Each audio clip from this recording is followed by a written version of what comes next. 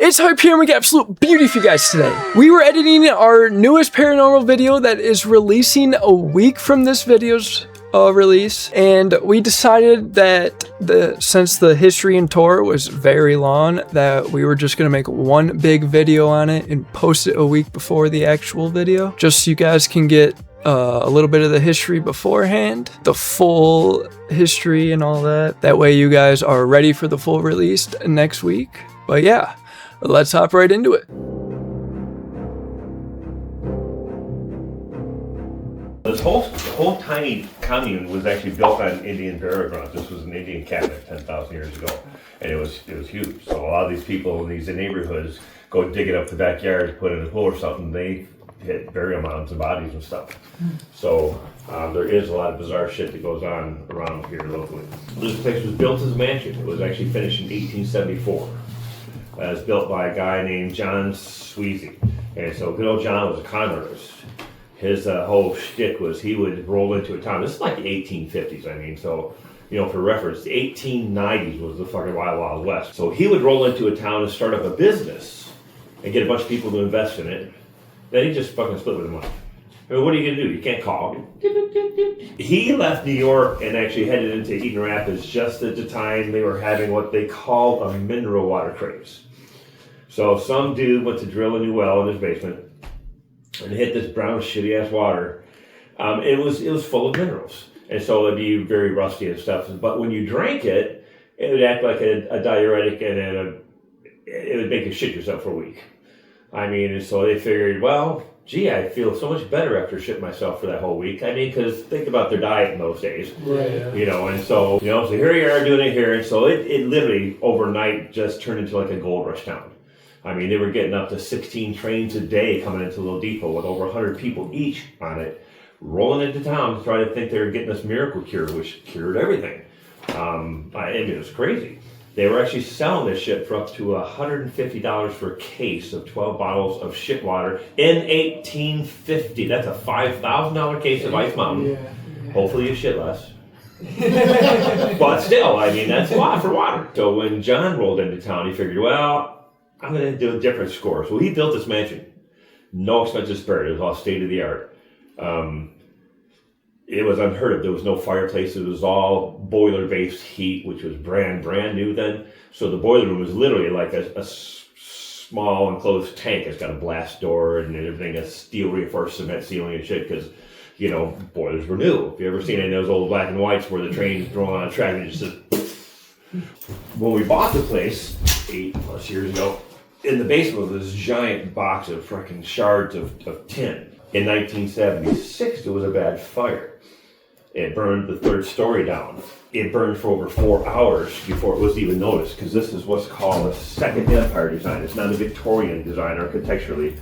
Second Empire is actually a French architectural design. Just one second. And part of that, Roger, is that it has what's called a mansard style roof. That's a very steep slope to the third floor, and it had steel railings around the top, and it's all slate, so it's all stone. Literally nothing to catch fire. So it burned for 4 hours until it got so hot, it melted the windows and blew out all the glass up there. And then all of a sudden it was like, oh, look, a fire. Oh, it was already gutted by then. This is what it looked like when it was first turned into a hospital. When they put the fire out, they basically blew all the little ornaments, you know, where we came in right out here, under that overhang. That whole overhang is all tin. It's all metal. And there's supposed to be 4 of these. I only restored one. The pieces that go to this particular one of 4 won't fit any of the pieces that go to the other one of the 4. So you wouldn't be able to put them together to have the symmetry match. It just wouldn't work. And they have to be soldered from the inside out. But back to good old John. So John gets into Eaton Rapids and the mineral water thing's going on. He starts up a hardware store downtown. Gets a bunch of people to start putting money into it, builds this mansion, figures that, man, I'm going to fleece the upper echelon this time. I'm not just going for penny ante shit. Luckily, somebody in town caught on to his ass and they ran him out of town. So dipshit set the house on fire on his way out. The family that had bought the place in foreclosure had already fully insured it. Okay. And so when they put the fire out, which didn't destroy the entire structure the first time, they put it right back. It was a mansion for over 40 years. So just rich people owned it. He owned it all the way up till about 1918.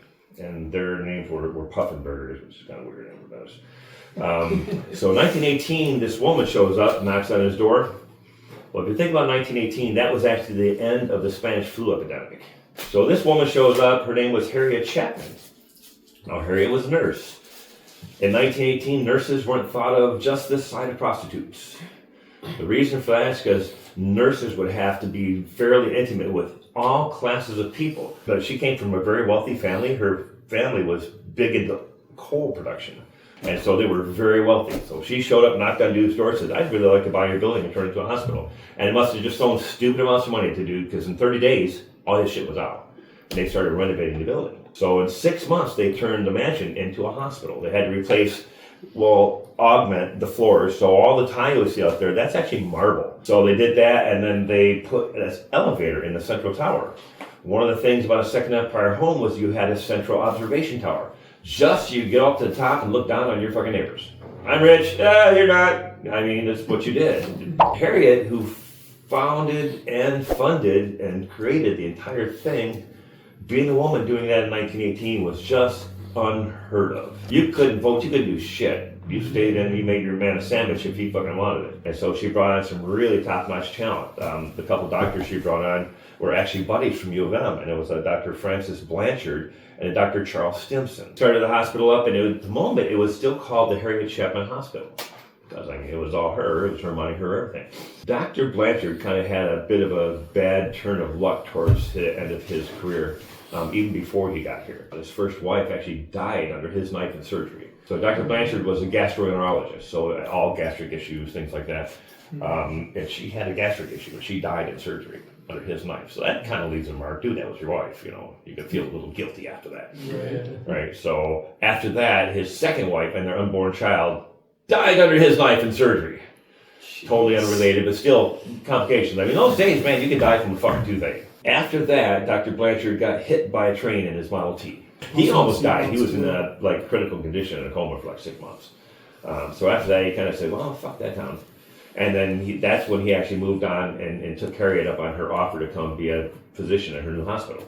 He was here approximately 6 months.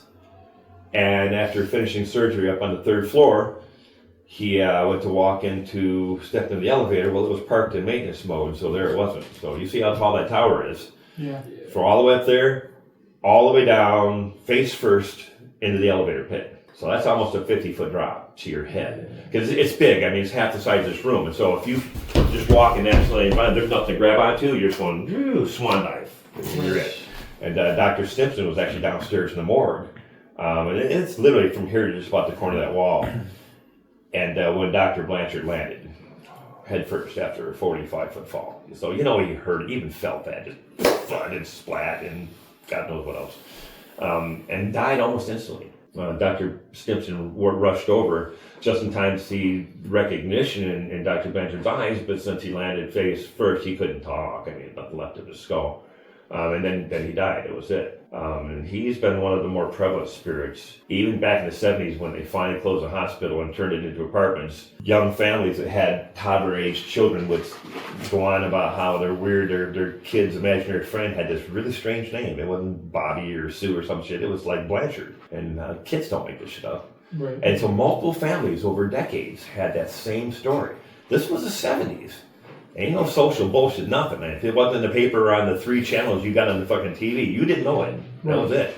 And so this same persistent story kept coming up. But the place was actually a hospital till 1957. So fire code changed to the point where you had to have an external air-isolated staircase. If you ever go to the hospital taking the stairs, you're actually in an almost entirely separate building. It doesn't share airspace or anything with that internal structure. So it turns out it would have been like $50,000, and this is the 50s still, to renovate the building to that. And so the town folk just said, no. And so they started collecting money, and without federal funding or even state funding, bake sales, sold weed, all sorts of shit. But they came up with like $250,000, which is a lot for a little community like this. And so they just went a mile down the road and built a new hospital. They put all the patients on floats and had a parade. Get them out of here. And then that was it. Over the time it was a hospital, almost 4,000 people were born in this building. Over 3,000 people died within the walls in this building. So this isn't that large of a structure, and that's a lot of energy. Yeah. You guys are ghost hunters. So despite any religious leanings you may or may not have, we're electrochemical meat sacks. I mean, that's it. Yeah. There's nothing to you that electricity doesn't make work. So electrical impulses, everything, that's everything you are. When a meat sack dies, you cannot destroy energy. It has to do something. Energy residual hauntings is most of what we detect and we see as ghost hunters. So this place is always active as fuck, because that's a lot of coming and going for a small structure. And it just seems to have hung on to it. And so we get everything from shadow figures to poltergeist activity to just all sorts of crazy shit. And most of the teams that come here will come back 3, 4, or 5 times, because every time they come back, it's different. There's no, okay, well, what's the most active room? Pick one. The entire building. I mean, right, it really is the entire building. After it shut down and wasn't a hospital anymore, they turned it into apartments, and that's when the big fire happened in '76, and just some dude on the 3rd floor did something, electrical fire, something, and like I said, it burned 4 hours before anybody even noticed. And after that, the city gave them like until summer to fix it, or we're turning it into a parking lot.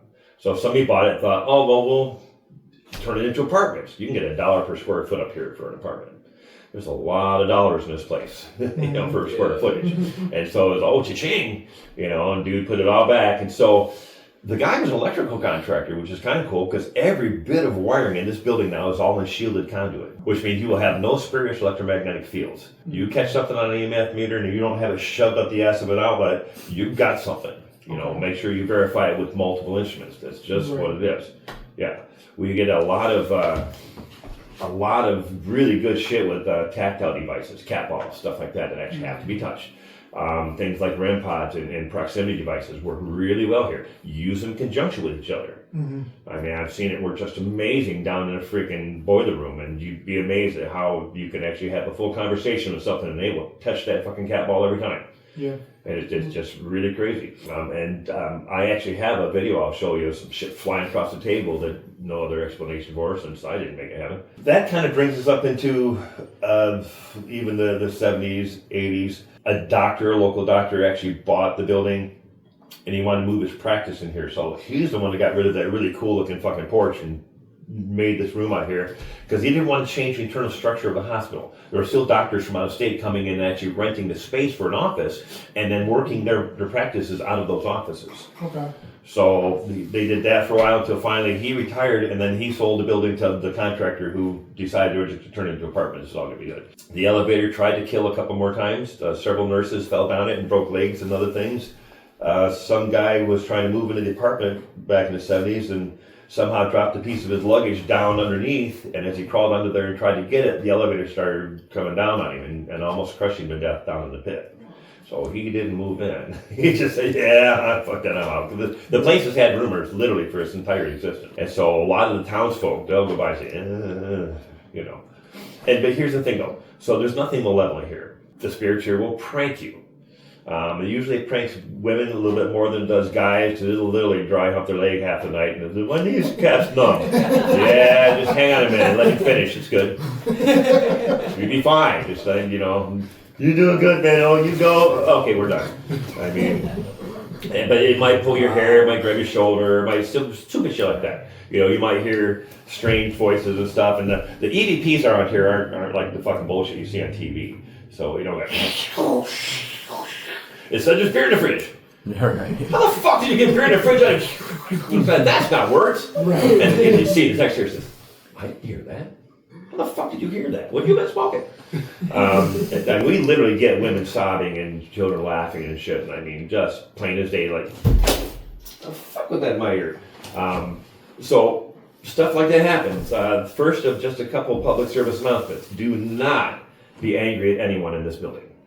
Don't have any. This place will amplify your anger and turn it into rage, and it will fuck you up. The place does not react well to bad, negative energy. It does react well to positive energy. So if you're happy-go-lucky and just want, the truth is out there kind of stuff, the house will do tricks for you. It'll hang with you all night. You'll have a great time. Just don't be. And I've had teams come in, be pissy about one thing or another, and then they end up raging all night, not knowing what the fuck they're doing. I don't know what came over me. Dude, I told you not to be pissed off in this house. Right. There's a lot of energy in this house. It'll glom onto and amplify whatever it is you've got going on. So you've got to be careful of that. We do have one doll in the house that is actual demonic spirit, and she's good and happy-go-lucky unless you don't follow her rules. And that's Adia. She's out in the other room there. Adia's whole shtick is that if you want to interact with her, get in her personal space, we are interacting, we're conversating, we're talking back and forth. Right. You can take all the pictures of her you want, you can look at her stuff, you can look at her, you can read her plaque, all that shit's fine.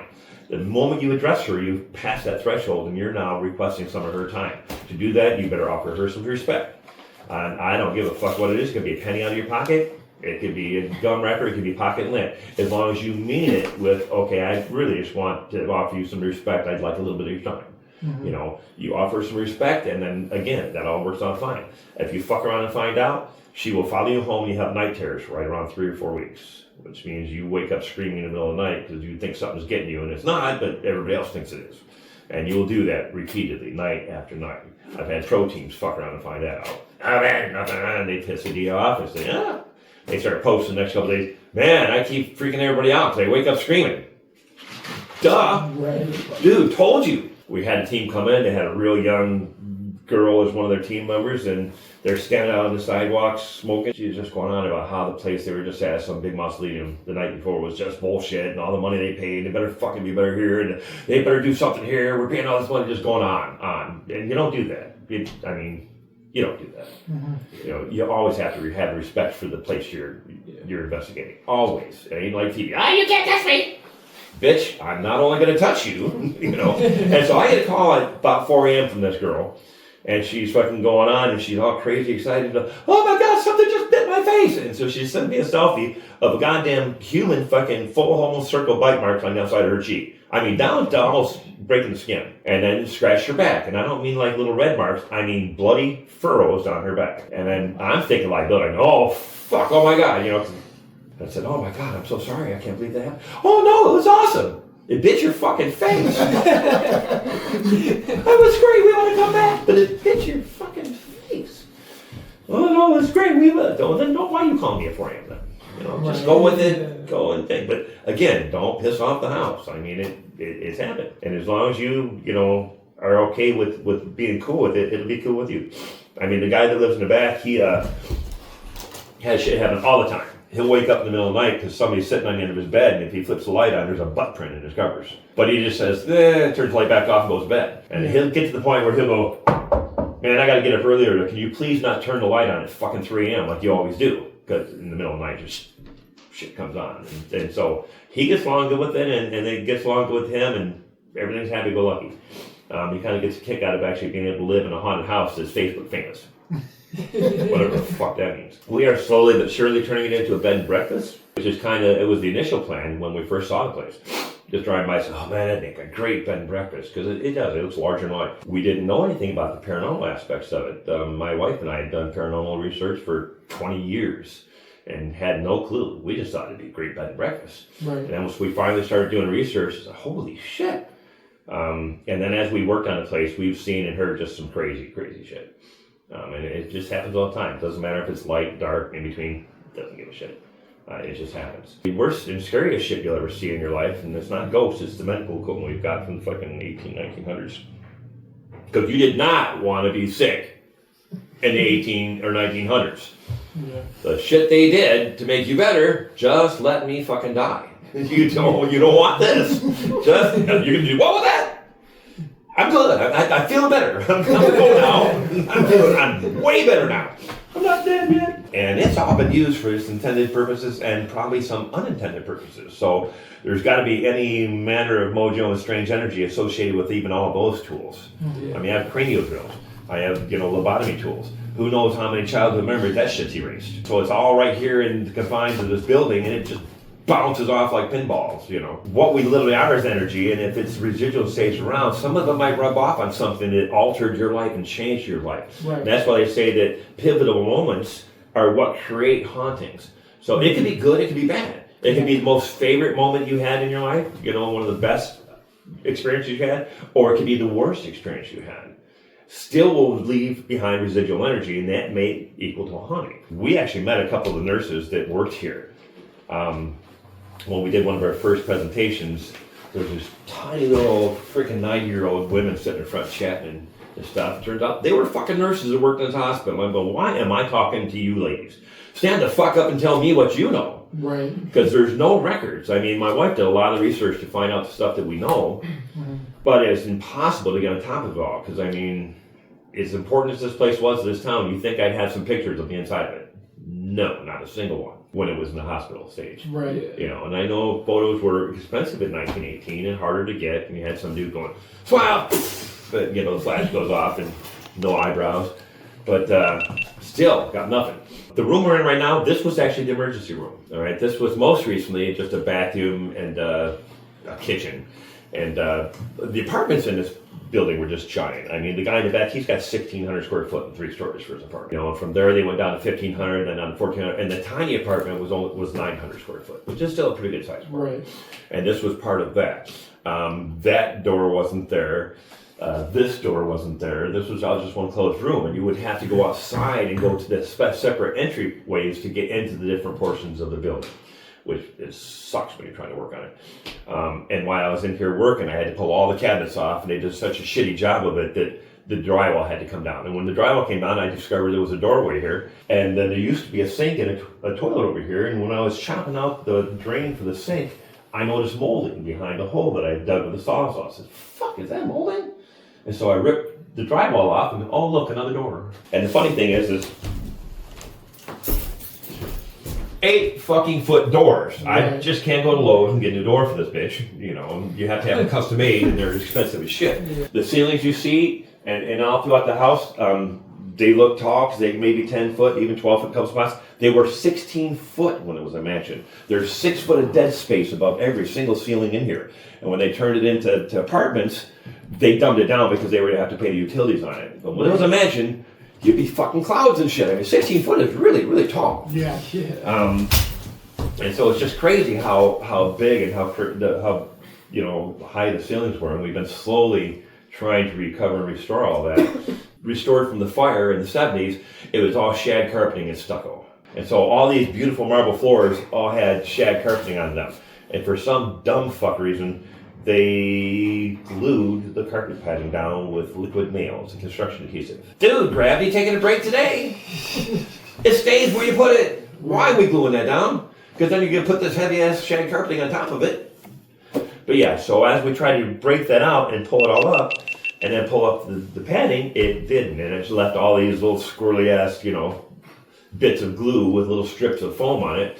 And then so the only way to get rid of that is to sit on your ass with adult beverage in one hand and razor blade in the other hand and scrape on it for hours. That's the only thing that works. And it's the same thing for the wooden floors.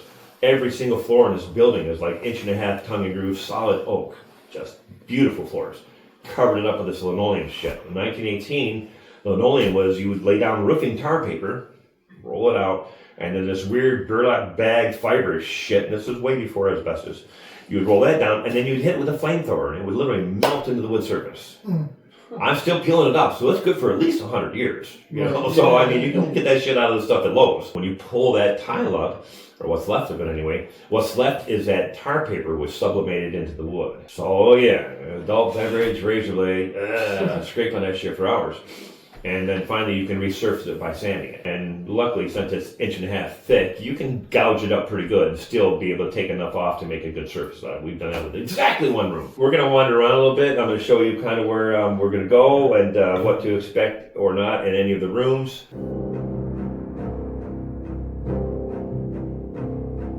So this was actually Dr. Stimson's room. Oh, and that weird little cat, it may or may not wake up and follow you around in the night. Cool. And there's a weird story with that. It was, we bought it a long time ago, it was my son's. So if it detects noise or movement close, it'll come to life. Right. And start singing at you and meowing and shit. I pulled it out of the basement, cleaned it all up, pulled the corroded batteries out. Oh man, this is gonna be great. Turned it on, nothing. Didn't matter what I did, pulled it apart, didn't seem to be dead, but whatever. So I just kind of put it down in the corner, left it alone. And had a team come in, and they sent me a video in the middle of the night saying, oh man, this thing's great. It's following us around and singing to us and stuff. I'm going, oh man, you guys got one of those? I've got one. It doesn't work. He said, oh no, this was here. The fuck it was? That hasn't worked in 3 years. Right. The fuck you talking about? No, it didn't. And so sure as shit, things started saying, oh, we took it all over the house. It was doing awesome stuff. I go, and sure enough, come up after they're here and toy with the thing, on, off, nothing.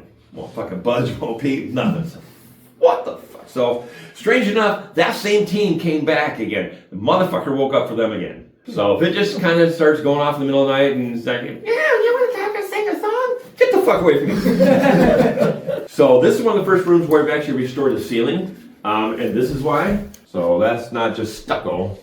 That's a freaking tragedy. Problem with that is by the time you've got it all scraped down, you've damaged the drywall to the point where you just have to remud it all anyway.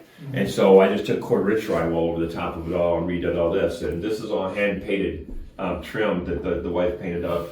And so eventually it'll all be that kind of a theme. We're trying to make it at least most of the accoutrements period accurate. This would have been right around the 1920s era. So the Roaring 20s was called that for a reason. It was excess. Everything was gaudy, everything was overblown, everything was more color than it needed. I mean, everything was like, oh, live it to the fullest, man. This was actually Dr. Stimson's office. It was Dr. Blanchard's first. He kind of left the building. And Dr. Stimson died right where you're standing. That was where his desk was. So Dr. Stimson died while he was just doing paperwork, shuffling around. And weird thing, the wife was upstairs directly above us in the birthing room, scraping on the wood floor, and kept hearing footsteps and paper shuffling and weird shit like that. What the hell? She came downstairs, looked around, nobody here, went back upstairs. And this was back when there's nobody living here. It was just her and I coming up after work, whatever, putting whatever time we could into. She kind of ended up calling it after about another hour and a half, and then decided to look on her phone to see if there's anything relevant to that day. This place loves anniversaries. And by loves, I mean weird fucking shit happens on anniversaries. And so as she looked at her phone, she turned out that was the actual anniversary of the day that Dr. Stimson died doing the paperwork down here in his office. Oh, wow. And so she experienced bizarre phenomena that she couldn't explain. And then when she looked up afterwards, it was like, oh. And the funny thing is you can't hear me fucking walking, right? So you're not going to hear footsteps. But if you think about the footwear that a doctor was wearing in 1918, 1919, it would have been super hard-soled shoes, and they always usually had like a metal plate on the heel for wear and stuff. So you would absolutely hear those footsteps going across this floor. Yeah. This is also what's called a dual-course brick building. What that means is there's an outer layer, there's an air gap in between there, and then a whole other brick inner layer. So it's like dual walls, which is why there's a highway 30 foot that way, you don't hear it. Right. This place, you won't feel any breezes, no drafts. If you feel a draft, somebody's blowing in your fucking ear. This is actually kind of a pretty neat room to set up and do some EVPs or some other sessions. It is audibly a fairly live room. So it takes good to recording and noise and stuff. So we're gonna head upstairs. And strange enough, this is what used to be the elevator shaft. Okay. So, and you can actually see remnants of all shed carpeting and more fucking stucco. But yeah, this whole thing, that was how big the elevator was. It was huge. I mean, because the gurneys in those days were just giant. Yeah. You know, and this little fucking aluminum shit. So we're gonna kind of come up this way. And so you can see how tall that ceiling is right there. Right. It's another 25 foot up from there to the tower. Okay. So did he essentially fall from the tower? Straight, all the way from the top, all the way through this space, all the way down through the basement, face first. Yeah, because when we were doing our research, we thought it was like essentially this floor that he fell from. Right. Well, see, now the second floor was patient rooms. Third floor was Godfrey's theater.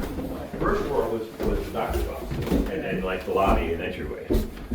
There was only 2 patient rooms, and this was the first of 2 patient rooms.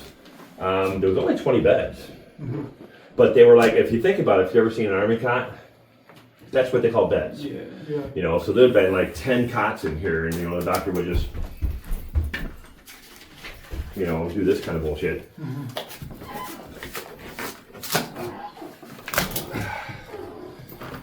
There's linoleum from 1919. See, kind of a burlap bag on the back. Yeah. It's the weirdest shit. And then if you look where I just scraped it up from, that's tar. So you have to strip all of it and get down to this shit before you can actually even think of sanding it. You can't sand tar. Right. You know, just doesn't do shit. So this room is actually quite active. That chair right there is haunted as fuck. Medium, and we've had dozens of them come through here. And Psyche's always got says, man, there's somebody sitting in that chair. I don't know who put the sloth in there, but somebody decided to offer it, I guess. But if you sit in it, you feel weird. It's this sturdy chair. I mean, it's very comfortable, but it's kind of odd. Now, he saved his money and wanted me to build him an SLS camera. Okay. So first thing he did is brought it in here and named it that fucking chair. Somebody's sitting right in it. Every time any teams ever come in here and use an SLS camera, somebody's sitting right in that chair. Now, does like REM pods go off in that? Yep, all sorts of stuff will go off near that. So again, this is a neat room set up and do just little bits of you know, investigations and stuff, depending on what you guys, you know, use. Yeah. But yeah, almost anything works good in here. Is the spirit that's known to be on here like move around at all, or is he... I don't know, because they use the same the SLS camera, and we actually have a casket in the other room, and it's just full of fake dead shit like that little dog. But so my son went in the other room and it was pointed at the casket, and there was a figure sitting on it. And our cat Luna, who is bipolar and psychotic, and he was schizophrenic, was in there, and it jumped up on the casket, and Adam says, "Pet the cat." And I swear the fuck that the skeleton thing went over and said, "Over the cat." It's like, ah! And we've caught her on the night vision cameras, which are everywhere, playing with orbs. And I know 90+% of orbs are truly dust particles or small insects, but the orb would come down and the cat's all upside down doing his thing, and it would get close to her and she'd swat at it a little bit, and it would back up a little bit and she'd come down and swat it again. So dust doesn't play with my fucking cat. Right. You know, I mean, and things like that. We had a dog who was near death. He was like almost 19. And the same thing would happen. The orb would come down real close to him and he'd start howling at it, and it would back up a little bit, and then he'd kind of lay down and it'd come down again and he'd howl at it some more. I mean, you know, call it what you want, but dust don't play with none of my pets. Weird stuff does happen, and we've seen those figures go all over the place. Anybody that's ever brought an SLS camera in has had really cool results with it. Okay. Because there's a lot of strange shit. And also, strange enough, the architecture of the building has changed dramatically since it was a hospital. So if all of a sudden something looks like it's walking through the wall, it's because that used to be a fucking hallway. Yeah. You know, so I mean, right out here where the elevator is, that whole thing, the bathroom going through, that was all the hallway. The back stairs were going to go down the other way, those weren't there. It's really hard to say what comes and goes around here because it's not the same as it was. Yeah, I wonder if we had an SLS camera or like two of them, if we could see something moving up or down. Yeah, we had a team come in that had one, and they were downstairs in the Stimson room, by the way. Okay. And they caught it climbing up the wall like it was climbing stairs. Yeah. But there weren't no stairs there at the time, but there were before. You know, so it's just weird how shit like that works. I tell people SLS cameras are great because you really can't spoof one. Right. If it doesn't detect a large enough heat signature, it will not draw the stick figure. Yeah. I mean, it's literally working off an infrared grid. Right. And if you don't detect, you know, opposition in that grid, there's nothing there to report or do. So. Right. Come on this way. Dots. How about the dots again? Nice.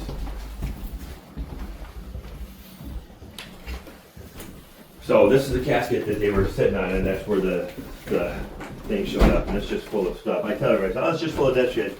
But it's fake dead shit, because they frown if you keep real dead shit around them. Sure. It smells.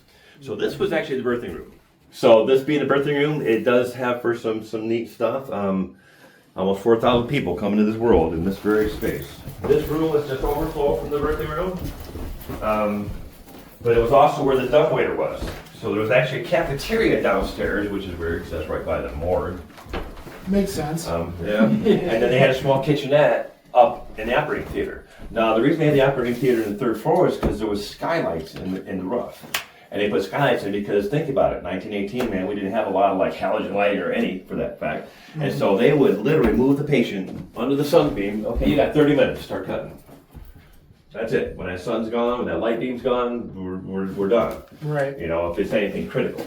Exactly. You know, I'm sure there was a number of things that could work by candlelight or the gas lamps they had or the low wattage, you know, bulbs that they had, incandescent bulbs of the time.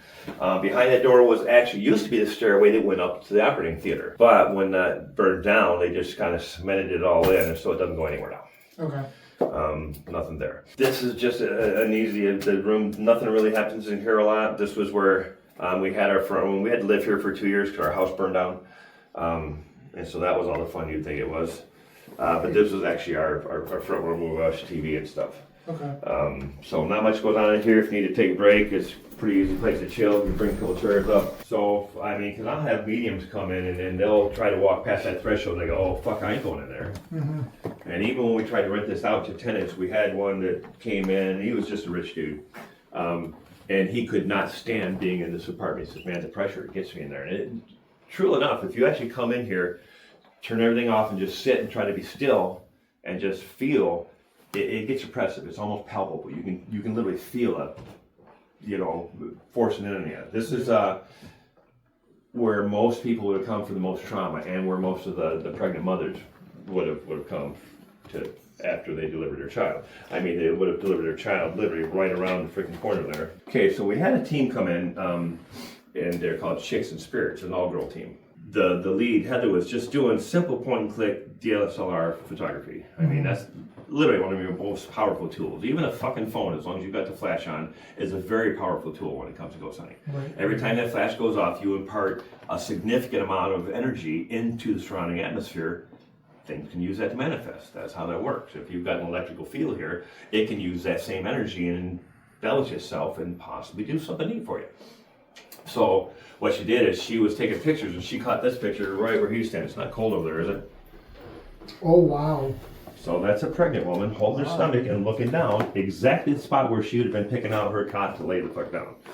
Oh, wow. Did you show us that picture? I think I did. I think I saw that. I've seen this. Yeah, this one's on the Facebook page. Yeah. And so she didn't even know it at the time because it was just an empty room. So she called us up the next morning and says, man, you won't believe the picture I got last night. I said, well, fucking picture, it didn't happen. And sure enough, she sent that. She's like, damn, that's pretty fucking awesome. It's like clear as day. It is. It's literally Ghostbusters kind of shit. It's like, oh, full torso floating apparition, I've never right seen anything as clear as that. Yeah. I've been in the paranormal for 6 years. No, and it is. It's not a thing. And that's why I say this place is different than places you've been. That's why, I mean, we've had almost 80 teams come through here in the 8 years. 80 professional teams. We've had TV shows, news crews, we've had all that bullshit. Mm-hmm. And they've all come in and they all do like, oh, that's cool, we're coming back. And then they usually do come back. Right. Now we're gonna head down these stairs, and then I have something to show you on the way down. Okay, so this is a 400-year-old mirror. That's how they make mirrors. They would deposit actual silver on a substrate, and that's what gave us reflectivity. That's real silver particles. See all those sparkles? That's real silver. Now, if you don't hit it with light, it looks pretty mirror-like. Mm-hmm. But the minute you get a little bit of a off angle on there, you can actually see the silver. Now, coincidentally enough, that's why the undead was never be able to see the reflections in mirrors in the days. Or at least that's where that rumor came from, because the undead and silver, that kind of thing. Right. One of the TV shows that came through was hosted by a guy named Dan Englund, and Dan used to be the blonde guy, lone gunman on the X-Files. Those three dudes, the tall blonde guy, that was Dan. And so now he just sits back at his mansion wherever he lives, and they do paranormal stuff all the time. And they send this girl named Courtney around all these places all by herself with nothing but a little bit of ghost gear and then her phone, and then they live stream back and forth. And they tell, okay, go look in that closet. Look under there. Hey, go kiss that doll on the lips. Shit like that. Right. And then she just does that. So when I told her about the mirror, she was one of her times through the night. She was taking pictures, and then she came up with this bizarre picture. She was standing right about where you're at, took a picture of the mirror, and then the reflection got this bizarre, glowy-eyed looking demon thing. And you can see the handrail behind it, and then all the weird sparklies are because she took the picture of the mirror, and the reflection showed that behind her. Huh. Yeah, it's kind of hard. So, I mean, if you walk past her in the middle of the night and somehow don't see a reflection, you're either a fucking vampire or something's trying to talk to you. So, I mean, either way, it's still pretty cool. Either way. So, all of this stuff, this is all metal. Every bit of it, every inch. This was the first one we actually tried to get off, but the paint started peeling. Didn't know it all looked like that before. Okay. So every single little leaf on here, every little piece is all a separate piece. It was all stamped and cut one at a time, soldered together, and then bricked into the building. It's not bolted on it. It's actually take it pull right off.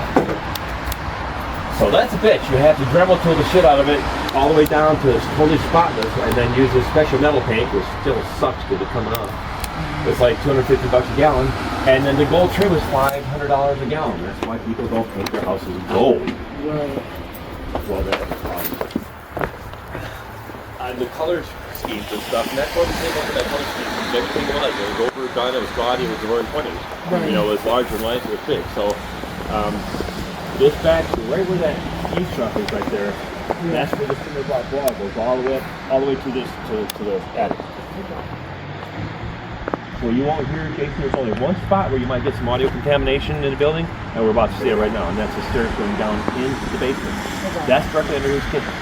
Okay. But when they watch TV on the second floor, they sleep on the third floor. So obviously you can't do a sleeping all that night. Right. They do have a little yapper dog, but usually when we have gigs, they try to keep it under control. So again, you won't hear them from anywhere in that side of the building. Okay. You might, if you're down in the basement, just down that stairway, you might hear it there. Okay. Now the old dude that lived here just died recently. That was actually the nurses' quarters when this was a hospital. Yeah, so all the nurses stayed right there next door. Careful on the stairs.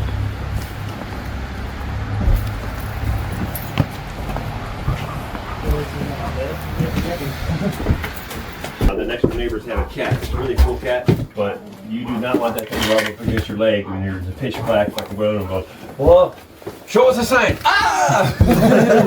Fuck, not like that. So this was actually a bathroom and a shower for the doctors and nurses, which is a little weird because your cohorts are eating right there. Right.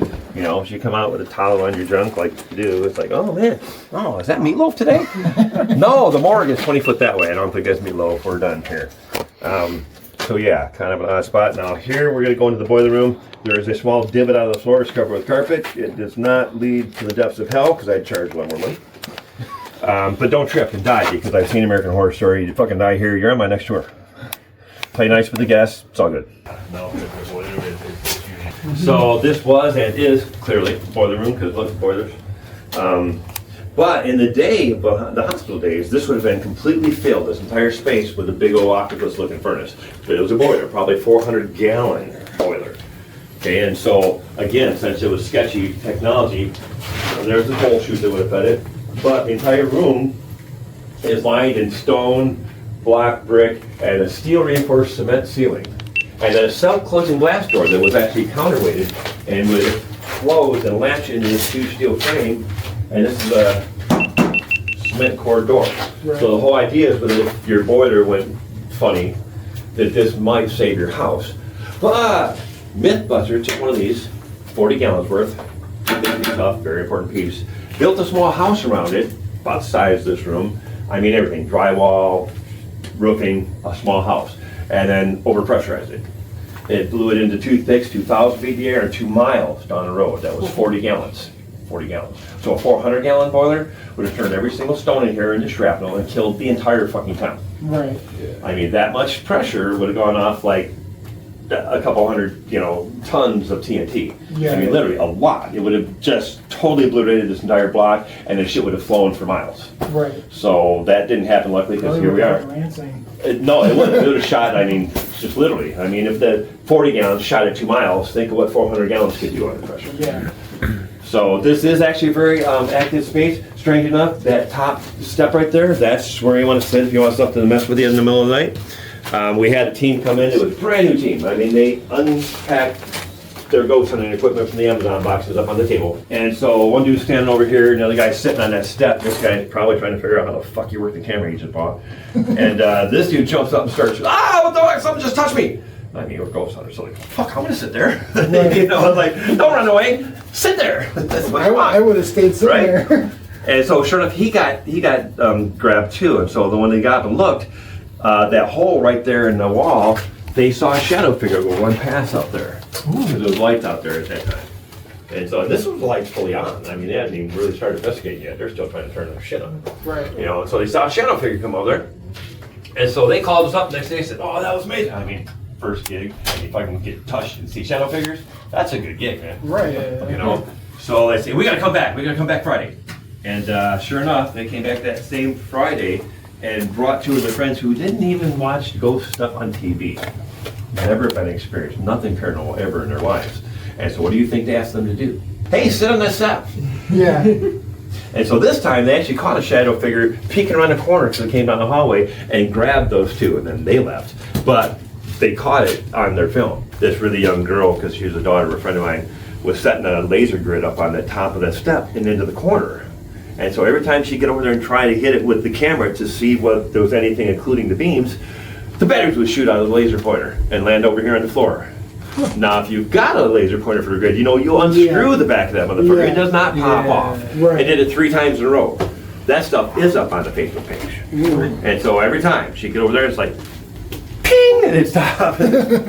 I don't think it wants us to see that. Right. But this is a great room for cat balls if you don't have enough. I got a bunch of them. And it's a great thing for any REM pods you may have or any proximity devices.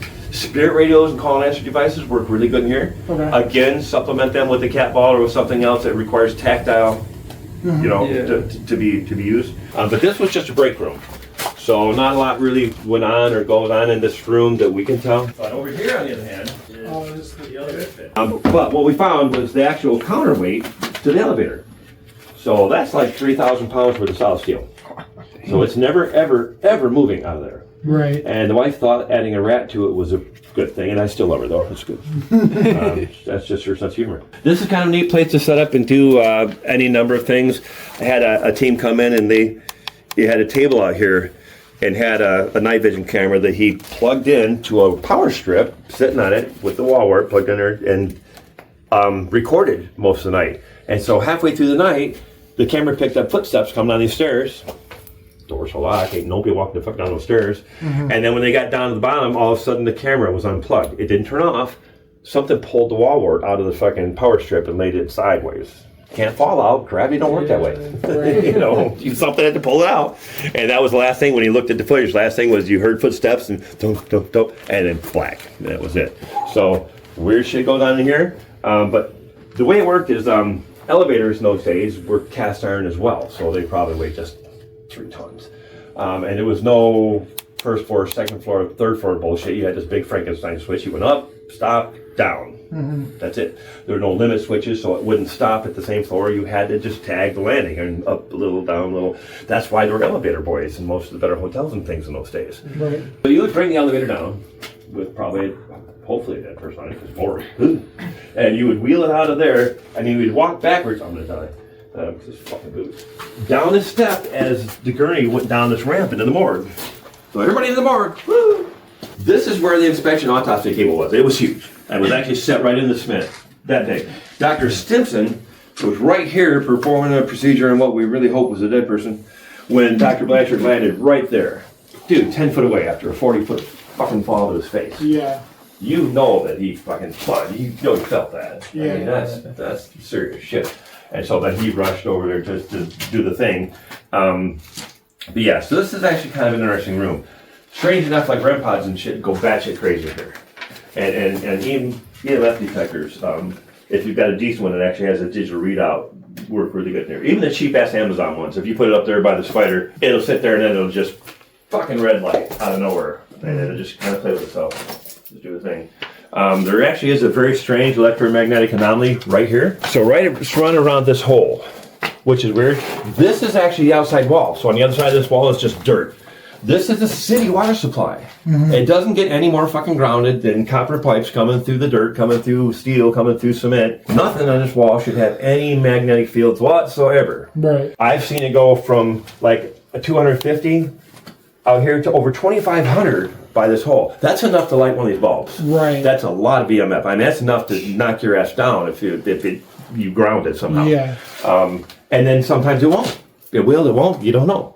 So it's just really odd, but that's an interesting spot. So I mean, if you bring one of your EMF detectors down, just kind of play around this wall. But this room's, like I said, great for REM pods, great for proximity devices. I haven't had as much success with tactile devices in this room. Okay. But the proximity devices go nuts. I mean, if you bring a REM pod in and then walk out of here, it'll just start screaming without you. So just something bizarre going on. Now, kind of just an interesting thing on this wall over here. Not necessarily spooky. So when they built the building, This is an original wall from the mansion. So the cement was still dry, and a workman with big hands, big hands, leaned in here, left a bit of a mark, and it looks like a kid leaned in here, and his pet bear, I mean, you know, bear, and then Satan stopped by, or they had a goat. I mean, it's not Alabama, so we don't do goats in the, you guys not from Alabama, right? No. Okay, we don't do goats in the basement around here. That's not something we do. Right. You know, but yeah, so it looks like it's close enough, though. Now that, what they call the demon hole, and the psychics will say, don't even let your kids go near that. Fuck it, just leave down on the front porch.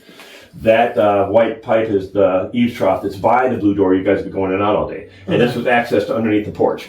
The only reason I ever thought it was scary is because it's always full of spider egg sacs. So the wife thought that maybe it needed a spider. And there used to be a wall that went across here. So all this stuff is all legit. Now these are scientific specimens. That's a dead person. This is...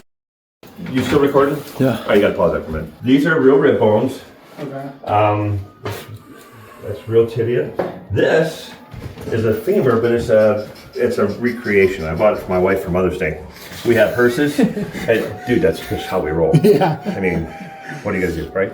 It's pretty cool. But she'd leave it on the dash in her hearse. Somebody tries to carjack your ass, and you have to hit him upside the face with a leg bone. Pretty good chance you'll never be carjacked again. Right. Yeah. Stuff. Right. You're done. Okay, these are cool. I can only afford 2 of them. These are Mayan scrying stones. They're not stones, these are bone. These are thousands of years old. The Mayan shaman would take maybe 6 or 8 of these. They'd shake them up, throw them down on a flat surface, and the orientation they landed in would have meanings to, I mean, he's high on fucking who knows what, you know, he's making this shit up. But he's still the shaman, so you're gonna believe him. These are human remains. So when you're playing dominoes with Grandpa, you're actually playing dominoes with Grandpa. I mean, Grandpa might not be playing, but you're playing with Grandpa. Makes sense. This is actually part of the human brain. Ooh. Don't know who that was. That's the thing. Phalanges, finger bones. There's a variety of human remains in here, but then some of this other shit is what really starts getting sketchy. This is a scary thing. So you go to the doctor, not feeling real good. He comes at you with this. This is a very important piece. Shoves that in there like that. This is why. And it shoves all 29 inches of that right up your fucking ass. So there. Pulls this part out. Don't need it anymore.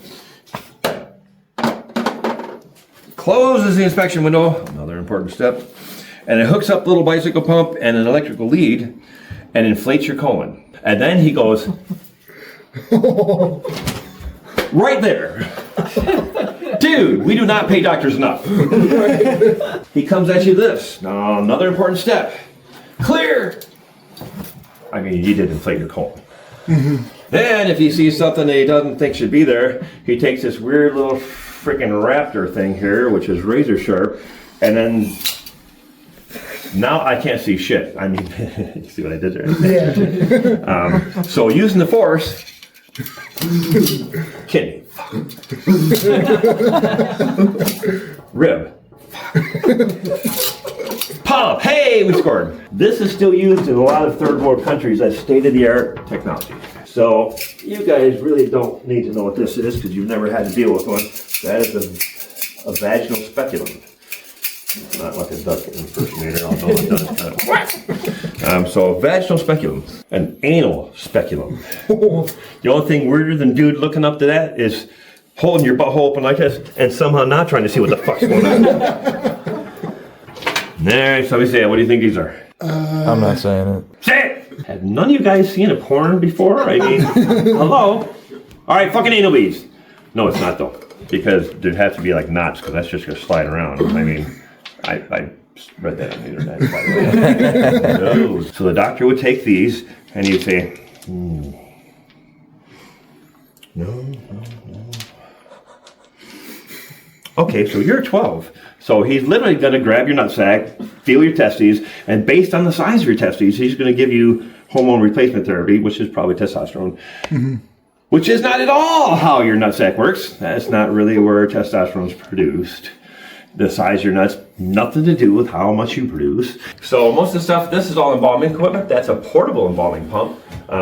There's an actual portable embalming toolkit here as well. So you would have embalming fluid and it would suck that out, blood out, embalming fluid in, and use all that stuff. Because I mean, back in those days, you were just gonna throw grandpa out behind the oak tree anyway. The coroner would come out to you and then they would do the autopsy and embalming and all that stuff right there on spot, and then out back he goes. So this is a cranial drill. And those are all surgical stainless steel bits. And so this would have been used to drill a hole in your left temple. And then they would stick an ice pick of some sort in there and go scramble. And that was how they did the first lobotomies. That's the one I've seen. That's for the transorbital lobotomy. So they would take this, put it right up above your eyeball, and it would go through the thin bone right there and then right into your frontal cortex.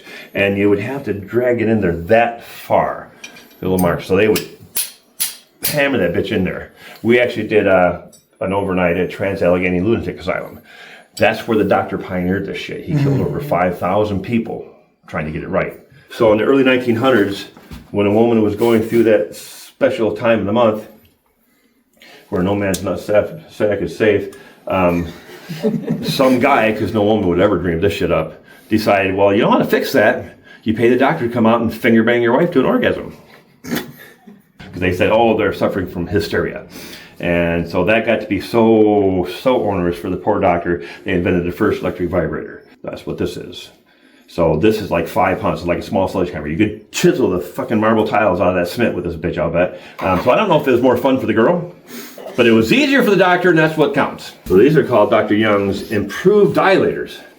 It's exactly what they look like. So if you had what was called piles, what we now know as hemorrhoids, so, well, how can I get rid of that, doc? Well, just go ahead and shove this up your ass. Well, that didn't work. Shove the bigger one up your ass. It's bound to do something, right? Right. Well, any variety of bizarre electrical components. This is all quackery, and we have just a bunch of it. And so this is just like a small taser, and you would have a lead on here, and then you just rub this over whatever part of your body wasn't working, and shock the living shit out of you, and I guess you're better now. Never worked. Right. But it was fun if you weren't the one getting shocked. Oh, how's that feel now? Ah! So over here is an actual voodoo doll that's 250 years old. That's from the era of Marie Laveau, and it's genuinely from Louisiana. We had it authenticated by a 7th generation voodoo priest who said that it was real, but it was a good harvest doll. And he also said that there's about a 98% chance that Marie Laveau actually either made it or supervised its making, because you couldn't have done anything that advanced without her direct participation. She was the queen. That was it. You didn't do something in her district without her knowledge. Voodoo dolls, pronounced voodoo, really, were your medical chart. Voodoo priests and priestesses, they were medical practitioners. So if you went to the voodoo priest or priestess and said, man, my knee's been hurting, and so she'd put like a compress on her, a salve or something like that, then she'd make a small effigy of you and she'd stick a needle in that knee. So next time you saw her, she'd look at it and say, oh, how's that knee doing?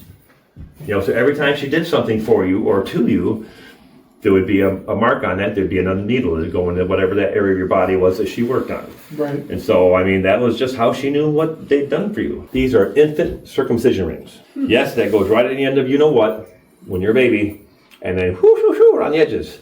This is a douche machine from 1845. There's a huge super tight spring here and a piston that would go in this. You fill this full of liquid. Not summer's eve, that's for sure. And then have an applicator and a bone thing, and then you turn it in and shoot her ass across the room. I mean, we're talking like 100 PSI here. What do you think they put in this? Actual Lysol. So the little arrowhead looking thing, that's an abortion device. You would shove that right up, you know where, and then it would pierce the fetal skull. And then when you clamp the handles, it would stick out like fish hook, and then you just pull it out. If that didn't work, strange enough, you'd use this chrome looking one right here. That would also go right up, you know where, and then it's got serrated jaws, and you would just, and you would mincemeat the thing and then flush it out with fluids. This is called a paranometer. And so this was invented by a doctor whose last name was Kegel. So the good doctor came up with this amazing thing. When a woman has a childbirth by a natural method, which doesn't mean we're slicing it out of there, it means she's shooting it out of there, it relaxes certain muscles, obviously. So the good doctor came up with what he called pelvic floor exercises, or Kegel exercises. This is how you can tell if you did your homework. So this goes right where you think it would, whoop, And then the idea would be to, whoo, if that girl can peg 100, you've done your exercises. And you probably have a date for life. All right, now this little car will drive itself around if it gets excited enough. If you hear something kind of going on, it's just him having fun. Spins around and does his own thing. Okay, so this is a neurological test tool, and you can feel that. Yeah. The doctor would roll this across the affected area, and if you twitch it all, he realizes you still have sensation in that area. Right. And so these are still used today, almost identical to what that is. This, on the other hand, is an amputation knife. We will not be demonstrating what it actually does. So this would actually tear down through skin, flesh, sinew, muscle, all that stuff. And then you get to that point where you would need this guy to go through the bone. It's called a giggly saw. Stupid fucking name. So this was invented to do brain surgery. You would take this and go all around your head, and they would literally take the top of your head off like a cereal bowl, put it aside, and your brain's all sticking out like a bad freaking cannibal movie. And then they would perform procedures on your brain, usually having you recite poetry or do something you're very familiar with. Nowadays, if you play an instrument, they'll have you play your instrument. Right. So they know if they, don't touch that spot again, go back over to this spot. And that was the thing. But this, on the other hand, was very popular during the Civil War because it was a rapid amputation device. Way faster than that. And just literally several seconds, you go all the way down through a leg. Bone, sinew, everything, just right away. This was invented in 1840. And so you would open this up, put, I hope, a sterile solution in there, put it on a hot plate or burner, get it towards boiling, pump a whole bunch of extra pressure into it, and then you bend over and you burn the hemorrhoids off your asshole with it. And it would literally burn it completely off and cauterize it at the same time with superheated steam. This indeed was a hospital, but we never found any artifacts through all of our construction. So I found one pair of tweezers, that little tiny pair of pointed tweezers there I found in a wall. That's the only thing I've ever found that was still related to the hospital, because when it burned, it literally burned to the ground. Right. I mean, inside, the structure was still valid, but inside it gutted it to the studs. So a few years ago, right after our house burned down, I was down at the house just cleaning up stuff, trying to make heads or tails of it all. So this is the actual emergency room light that was in this room, so that when they come in and triage a patient, that's how they saw what they were doing. And it would have been probably state-of-the-art and so expensive they only could afford one because they didn't have them anywhere else. Right. But that would have one giant incandescent bulb in there, and then it would shoot the light out, these beams, and you would just tilt the mirrors to redirect that beam where you wanted it to be on the patient so you can see what you're doing. Right. Yeah. I was down here while the wife was upstairs in the TV room watching TV, and since I got cameras everywhere, there's no big deal. And so this happened. Now what you're going to see is I'm going to walk away to get a knife to open up this wood right here. Okay. All right, and as I come walking back, this chunk of metal right here is going to flop over before I actually get back to the table. And I didn't see it directly. I kind of peripheral vision. I heard a metal clunk though, so what the hell was that? So I thought it was this tape measure, which is metal. So I picked that up going, And then after that, I set it all back down. And this scalpel right here is going to jump over onto these slate tiles. These are stone. That's aluminum. Nothing can make that move. It's a non-ferrous metal.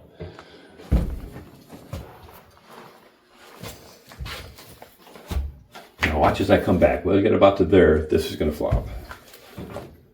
Oh. And like you said, I heard a clunk. I'm like, what the fuck was that? And I thought, well, wait, that wasn't sitting like that. Yeah, whatever. I mean, we get used to this weird shit. But now keep an eye on that scalpel. Saw that. Right. I mean, it is a razor tip, didn't you? Wait, did that just jump? So it's like, I'm just going to put that over there where I can see it. Yeah, because those aren't like... No. And like I said, it's aluminum. Metals. So there's nothing could influence that to make it move at all. Right. But yeah, it was very simply moved video, and it's just got audio. You can't, there's nothing really visually happens. Was taken on the 99th year anniversary of when Dr. Blanchard fell to his death from the attic. And I put a big ladder in there and climbed up into the attic.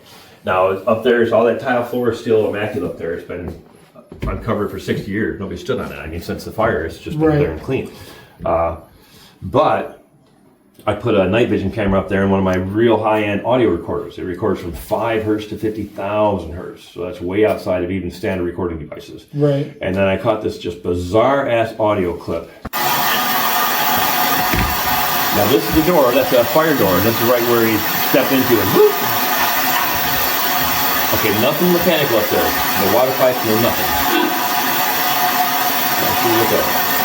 So here in a second you hear a car go by. It sounds all muted and dull.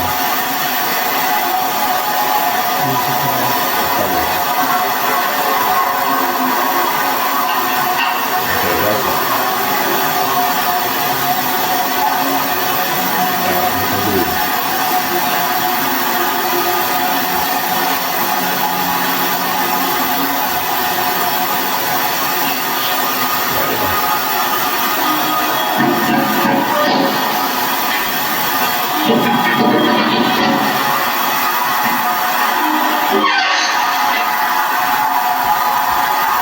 Now, because I kept seeing something here. Is there like steam or anything like that? No. If you see anything, it might be a mist. I've never really closely inspected what that's doing. That didn't make sense. The entire building was completely empty. And there's nothing mechanical up there. Like I said, no water pipe, no nothing but electrical wiring. And no animals get in. It's sealed. So I don't know what could have made those noises. Now, one of the mediums said, well, you know what that sounded like? If you think back to what an elevator was in the early 1920s or so, they had this big ratcheting, scissor-looking door. That's what it does sound like, yeah. And so what it sounds like is that somebody walked up to it, opened the door, stepped in the elevator, shut the door, and then engaged the switch. The wife painted a square on the floor. And for 4 days, it drove around in this little square, and it would drive up the edge, and it would back up, and drive up the edge, and back up. It would not go outside that square for 4 days. And then when I finally put this floor down over that, the floor, it didn't know where it was going anymore, so now it just drives around when it wants to. Right. But it's not like, say, proportional control. You can't drive it and make it curve where you want. It goes forward straight, turns into a car, and if it backs up, it turns and turns into a transformer. Okay. Just like it's doing right now. It's like a $10 toy car, so I mean, there's not really a lot that... But it was just weird that it decided it had to stay inside that small square, literally for 4 days. This book actually was written by the doctor who took over this place with his practice right after the hospital closed. And he had a whole bunch of really cool stuff about the hospital that he put in this book. So, okay. And so it actually has patient admissions over the decades. Okay. So these are all articles of people that were actually admitted to the hospital, what they were admitted for, whether they made it or not. And this includes all of the founders dying. And all the founders of this place died within the walls. Harriet Chapman, Dr. Stimson, and Dr. Blanchard all died here. I mean, those are real human teeth down there that the freaking dentist would come by and hold up to your face for size and shade. Right. Where do you collect human teeth at? You know, I mean, the shit they did back then, it's just, what? That's just weird. These are funerary dresses. This is a makeup kit to try to make Grandpa look like Grandpa again. The clear thing there is an actual butt plug. They would screw that in your butthole so you don't leak juices all out while the grandkids are, oh, Grandpa smells. Still use that. Yeah. And these weird little coupling things, those are go underneath your eyelid, and they would keep your eyes from blinking, which is going to freak the kids out too a little bit. Grandpa just blinked at me. So yeah, all sorts of weird shit. Now, how did Adia get here? So we knew a guy who had a paranormal museum, and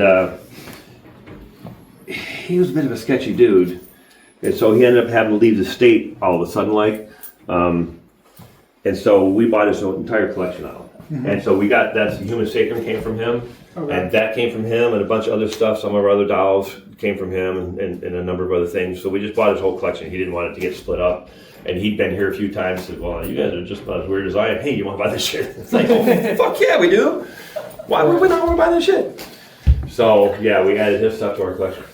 Cool. That was the full history and tour of the Stimson Hospital. I hope you guys enjoyed. Stay tuned for a week from now, July 11th at 2 p.m. Eastern for the release of the full video of the Stimson Hospital investigation. We got some answers finally. You are not going to want to miss this video. If you haven't already, hit that like button and subscribe so you don't miss any uploads or streams. We upload every Wednesday at 3 p.m. Eastern and every Sunday at 6 p.m. Eastern.